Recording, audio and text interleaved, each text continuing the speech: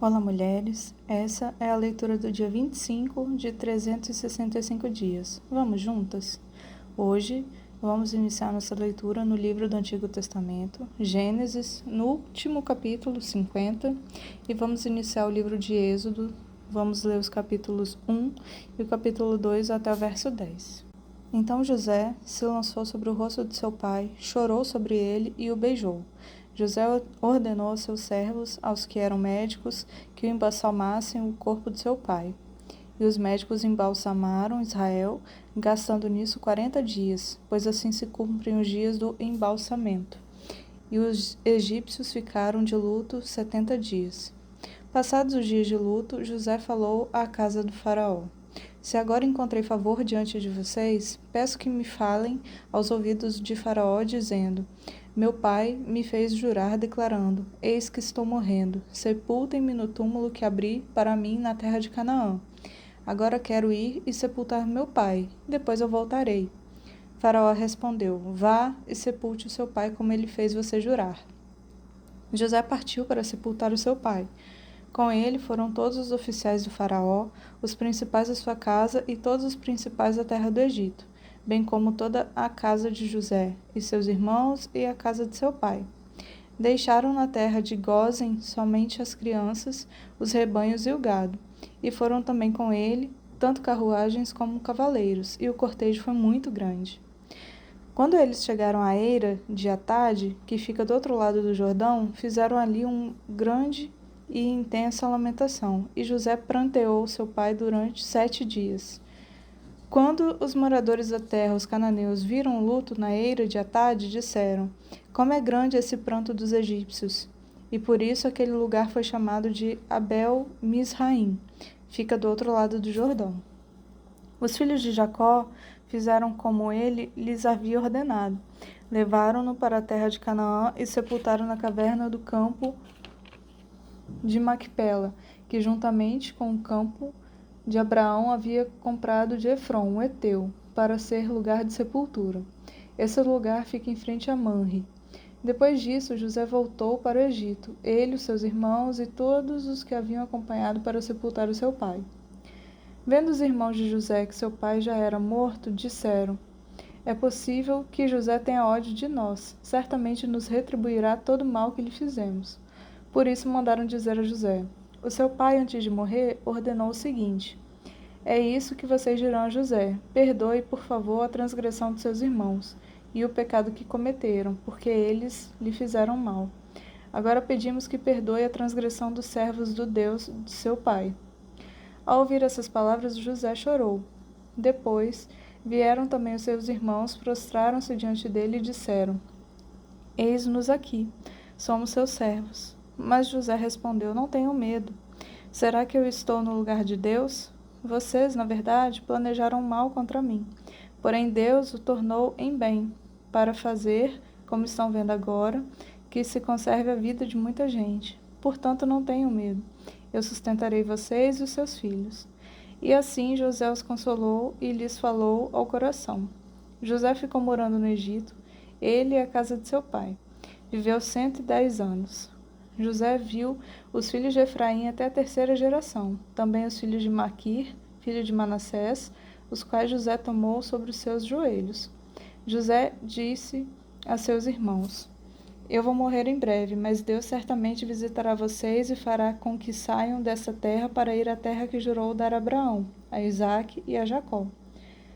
José pediu aos filhos de Israel que fizessem um juramento dizendo: Deus certamente visitará vocês. Quando isso acontecer, levem os meus ossos daqui. José morreu com a idade de 110 anos. Eles embalsamaram o seu corpo e puseram no caixão no Egito.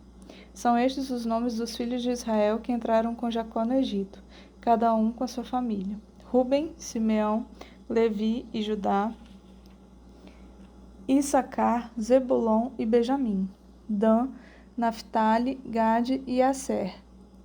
Todos os descendentes diretos de Jacó foram 70. José, porém, já estava no Egito. Com o tempo morreram José, todos os seus irmãos e toda aquela geração. Mas os filhos de Israel foram fecundos, aumentaram muito, se multiplicaram e se tornaram extremamente fortes, de maneira que a terra se encheu deles. Nesse meio tempo, levantou-se um novo rei sobre o Egito, que não havia conhecido José.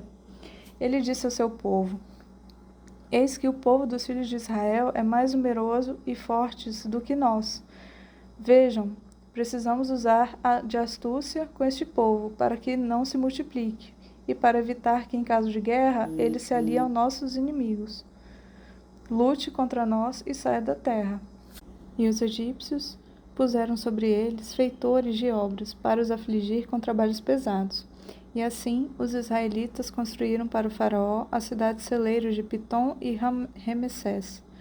Mas, quanto mais os afligiam, tanto mais se multiplicavam e tanto mais se espalhavam, de maneira que os egípcios se inquietavam por causa dos filhos de Israel.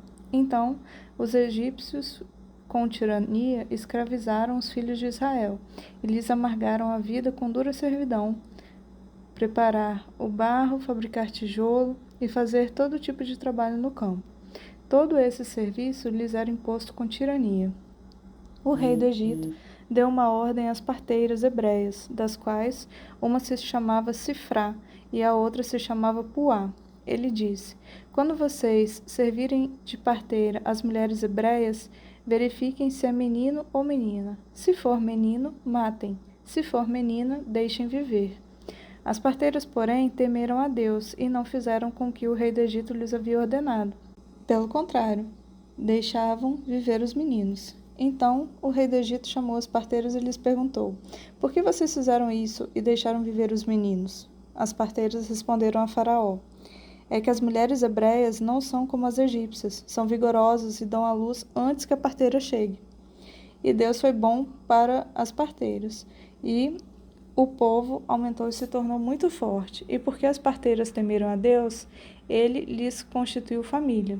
Então Faraó deu ordem a todo o seu povo, dizendo: Joguem no rio Nilo todos os meninos hebreus que nascerem, quanto as meninas deixem viver.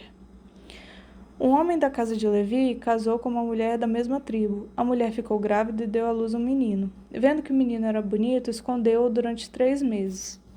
Não podendo escondê-lo por mais tempo, pegou um cesto de junco, tapou os buracos com betume e piche, e pondo nele o menino, largou o cesto no meio dos juncos à beira do rio.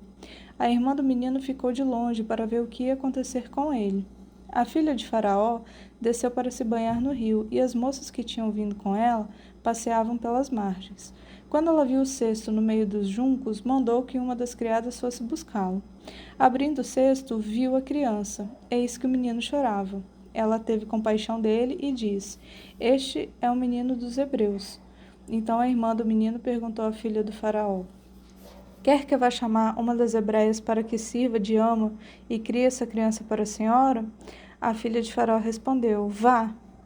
Então a moça foi e chamou a mãe do menino. Então a filha do Faraó disse à mulher: Leva esse menino e amamente-o para mim. Eu darei um salário para você. A mulher pegou o menino e o criou. Quando o menino já era grande, ela o levou à filha do Faraó, da qual ele passou a ser filho. Essa lhe deu o nome de Moisés e disse: Porque das águas eu o tirei. Agora vamos no livro do Novo Testamento, Mateus, capítulo 16, a partir do verso 13 até o capítulo 17, verso 8. Indo Jesus para a região da Cesareia de Filipe, perguntou aos seus discípulos: Quem os outros dizem que é o Filho do Homem? E eles responderam: Uns dizem que é João Batista, outros dizem que é Elias, e outros dizem que é Jeremias ou um dos profetas. Ao que Jesus perguntou: E vocês, que dizem que eu sou? Respondendo, Simão Pedro disse: O Senhor é o Cristo, o Filho do Deus vivo. Então Jesus lhe afirmou: Bem-aventurado é você, Simão Bar-Jonas, porque não foi carne e sangue que revelaram isso a você, mas meu Pai, que está nos céus. Também eu lhe digo que você é Pedro, e sobre essa pedra edificarei a minha igreja, e as portas do inferno não prevalecerão contra ela. Eu lhe darei as chaves do reino dos céus. O que você ligar na terra será ligado nos céus, e o que você desligar na terra terá sido desligado nos céus. Então Jesus ordenou aos discípulos que não dissessem a ninguém que ele era o Cristo. Desde esse tempo, Jesus começou a mostrar aos seus discípulos que era necessário que ele fosse para Jerusalém, sofresse muitas coisas nas mãos dos anciãos, dos principais sacerdotes e dos escribas, fosse morto e no terceiro dia ressuscitasse. Então Pedro chamou-o à parte, começou a repreendê-lo, dizendo: Que Deus não permita, Senhor, isso de modo nenhum irá lhe acontecer. Mas Jesus, voltando-se, disse a Pedro: Saia da minha frente, Satanás. Você é para mim uma pedra de tropeço, porque não leva em consideração as coisas de Deus, e sim as dos homens. Então Jesus disse a seus discípulos: Se alguém quer vir após mim, negue a si mesmo, tome a sua cruz e siga-me. Pois quem quiser salvar a sua vida, a perderá. E quem perder a vida por minha causa, esse a achará. De que adianta uma pessoa ganhar o mundo inteiro e perder a sua alma? Ou que dará uma pessoa em troca da sua alma? Porque o Filho do Homem há de vir na glória de seu Pai, com os seus anjos, e então retribuirá a cada um conforme as suas obras. Em verdade lhes digo que, dos que aqui se encontram, existem alguns que não passarão pela morte, até que vejam o Filho do Homem vir no seu reino. 6 dias depois, Jesus tomou consigo Pedro e os irmãos Tiago e João e os levou em particular a um alto monte. E Jesus foi transfigurado diante deles. O seu rosto resplandecia como o sol, e as suas roupas se tornaram brancas como a luz. E eis que lhe apareceram Moisés e Elias, falando com Jesus. Então Pedro, tomando a palavra, disse a Jesus: Senhor, bom é estarmos aqui. Se o Senhor quiser, farei aqui 3 tendas, uma para o Senhor, outra para Moisés e outra para Elias.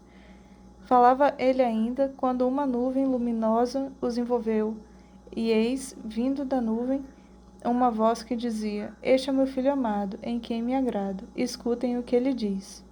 Ao ouvirem aquela voz, os discípulos caíram de bruços, tomados de grande medo.